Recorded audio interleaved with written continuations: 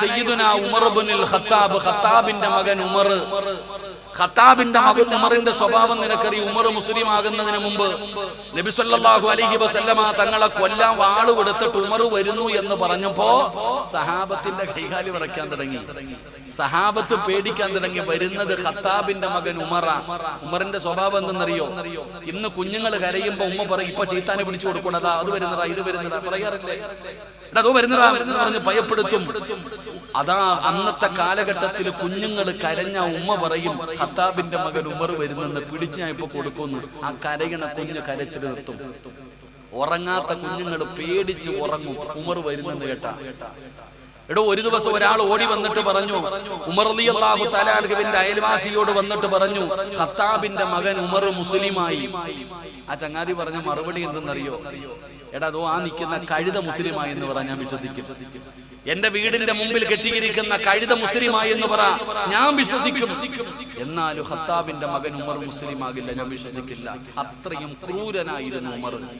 ആ ഉമർ തങ്ങൾ അള്ളാഹുവിന്റെ പ്രവാചകൻ സല്ലല്ലാഹു അലൈഹി വസല്ലമ തങ്ങളെ കൊല്ലുന്നതിന് വേണ്ടി വാളും പിടിച്ച് കടന്നു വരുന്നു എന്ന് കേട്ടപ്പോ പലരും പേടിച്ചു.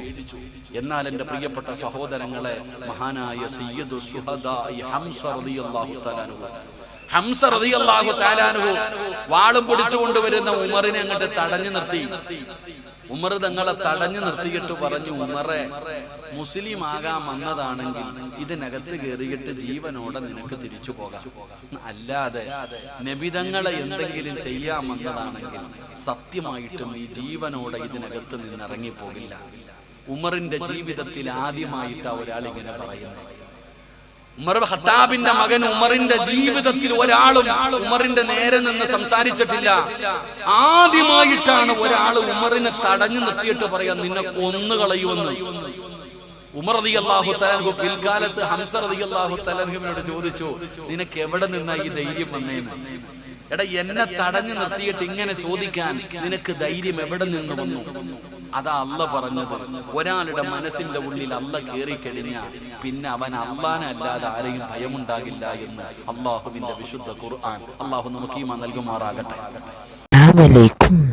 എല്ലാവരും പറയാത്തല്ലോ, ഇതെൻ്റെ യൂട്യൂബ് ചാനലാണ്. നല്ല നല്ല വിഷയമാണ്. എല്ലാവരും വീഡിയോ പൂർത്തി നോക്കണം. നല്ല നല്ല വാദമാണ്. സിറാ കാസിമിൻ്റെ വാദമാണ്. എല്ലാ വാദമുണ്ട്. പിന്നെ എല്ലാവരും സപ്പോർട്ട് വേണം. പൂർത്തി നോക്കണം വീഡിയോത്തിന്. പിന്നെ നല്ല നല്ല ബിസിൻ്റെ വാദമാണ്. എല്ലാം പൂർത്തി നോക്കണം, ഷെയറാക്കണം, സപ്പോർട്ട് വേണം. എൻ്റെ വീഡിയോ കുറച്ച് വീഡിയോത്തിൻ്റെ ടൈം കംപ്ലീറ്റ് ആയിട്ടാണ്. പിന്നെ എല്ലാം ഇതും എല്ലാവരും പൂർത്തി വാദം നോക്കുന്നില്ല. നല്ല നല്ല ബിസിൻ്റെ വാദമാണ്. വേറെ എല്ലാവരും ഷെയറാക്കണം. സപ്പോർട്ട് മെയിൻ വേണ്ടത് നിങ്ങൾക്ക്. നല്ല നല്ല വാദമുണ്ടല്ലേ ആണ്. എല്ലാവരും സപ്പോർട്ട് വേണം. വേറെ പിന്നെ ബെല്ലൈക്കൺ ഷെയർ ആക്കണം. അസ്സലാമു അലൈക്കും.